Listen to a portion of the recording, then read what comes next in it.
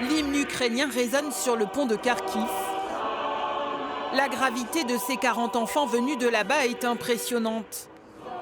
Kharkiv est la deuxième ville du pays, sous les bombes russes depuis plus de 3 ans.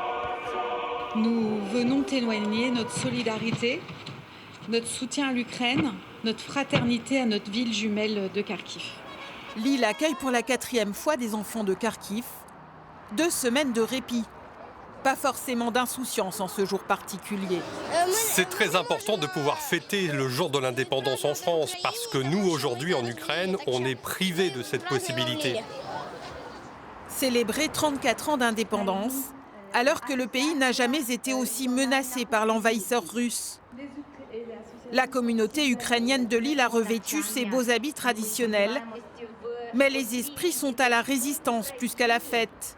Elena, arrivée en mars 2022, tient à sensibiliser ses 2 fils à l'importance de cette journée. Je parle avec les enfants aussi chaque jour et ce matin en particulier. Pourquoi on vient ici?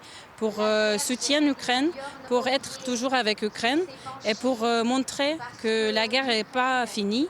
Et on doit être vraiment avec notre pays toujours.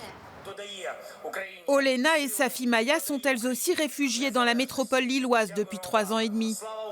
Slava Ukraini. Героям slava. Ce 24 août, elles sont intensément reliées à leur pays et à leurs proches restés à Kharkiv.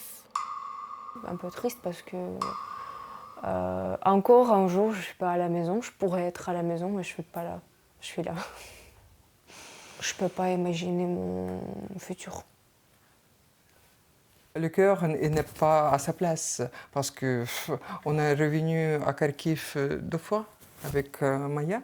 Il n'y a pas de l'avenir. C'est l'école souterraine ou en ligne. Et c'est tout.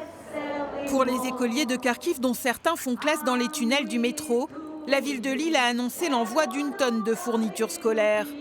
Ne pas abandonner l'Ukraine, ni aujourd'hui, ni demain.